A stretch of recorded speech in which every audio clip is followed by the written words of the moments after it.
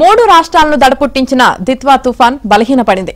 ఉత్తర దిశ నుంచి వీస్తున్న పొడి చలిగాలులు సముద్రంలో తుఫాను పరిసరాల్లో ఉన్న మేఘాలు విచ్ఛిన్నం కావడంతో ఆదివారం సాయంత్రానికి తీవ్ర వాయుగుండంగా బలహీనపడింది. శనివారం రాత్రి నుంచి తమిళనాడుకు సమాంతరంగా పయనించి ఆదివారం మధ్యాహ్నానికి ఉత్తర తమిళనాడు పుదుచ్చేరికి చేరువగా వచ్చింది. ఆ తర్వాత వాతావరణం అనుకూలించకపోవడంతో మధ్యాహ్నం నుంచి జోరు తగ్గింది. అయితే తుఫాను ఆవరించిన ప్రాంతం ఉత్తర తమిళనాడు పుదుచ్చేరికి మరింత చేరువై వాయుగుండంగా మారుతుందని భారత వాతావరణ శాఖ తెలిపింది. కాసేపట్లో ఇది పుదుచ్చేరికి 20, చెన్నైకు 40 కిలోమీటర్ల దూరంలో సముద్రంలోకి రానుందని తెలిపింది.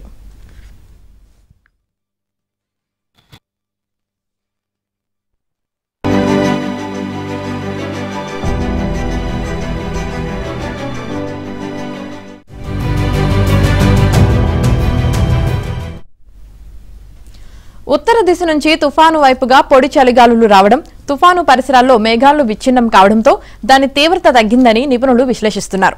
ఆదివారం ఉదయానికి తీవ్ర వాయుగుండంగా బలహీనపడిందని ఇస్రో వాతావరణ నిపుణుడు ఒకరు తెలిపారు.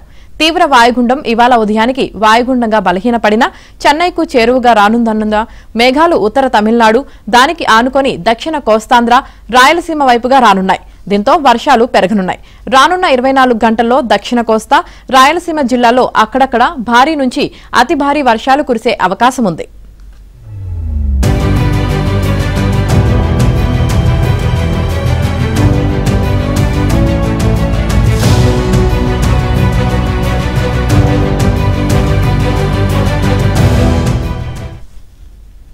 ఇక తుఫాన్ నేపథ్యంలో ప్రకాశం, నెల్లూరు జిల్లాలకు వాతావరణ శాఖ రెడ్ అలర్ట్ జారీ చేసింది.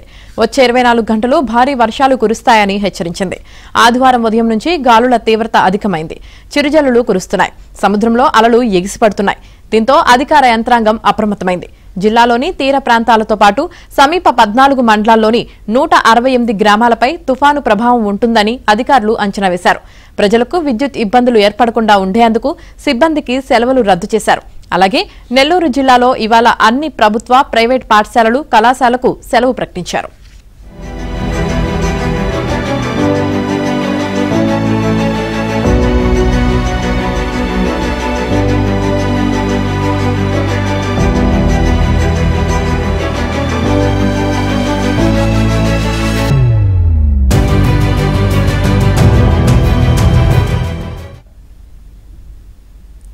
ఇక తుఫాను ప్రభావంతో ఈదురుగాలులకు తోడు చిరుజల్లులు పడుతుండటంతో ఉమ్మడి తూర్పుగోదావరి జిల్లా రైతులు వణికిపోతున్నారు. తూర్పుగోదావరి, కాకినాడ, కోనసీమ జిల్లాల వ్యాప్తంగా ఇప్పటికే కోతలు ప్రారంభం కావడంతో వరి పనులను ఒడ్డుకు చేర్చడం, ధాన్యపు రాసులను సంరక్షించుకునే పనిలో ఉన్నారు. ఈ క్రమంలో చిరుజల్లులు రైతుల కంటి మీద కునుకు లేకుండా చేస్తున్నాయి.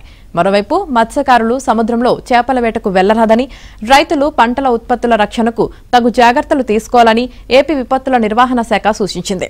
కృష్ణపట్నం, నిజాంపట్నం, ఓడరేవు, మచిలీపట్నం ఓడరేవుల్లో 3వ నెంబరు, కోస్తాలో మిగిలిన రేవుల్లో 2వ నెంబరు భద్రతా సూచికలు ఎగురవేశారు.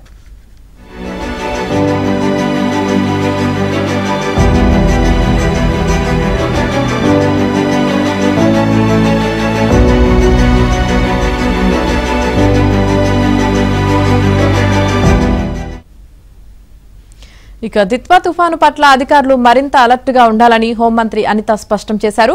ఆదివారం రాష్ట్ర సచివాలయంలోని ఆర్టీజీఎస్ నుంచి తుఫాను పరిస్థితిని మంత్రి సమీక్షించారు.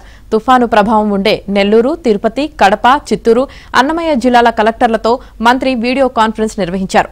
తుఫాను వల్ల ప్రాణ నష్టం లేకుండా చూసుకోవాల్సిన బాధ్యత మనందరిది అన్నారు. క్షేత్రస్థాయిలో ప్రజలను ఎప్పటికప్పుడు అప్రమత్తం చేయాలి అన్నారు.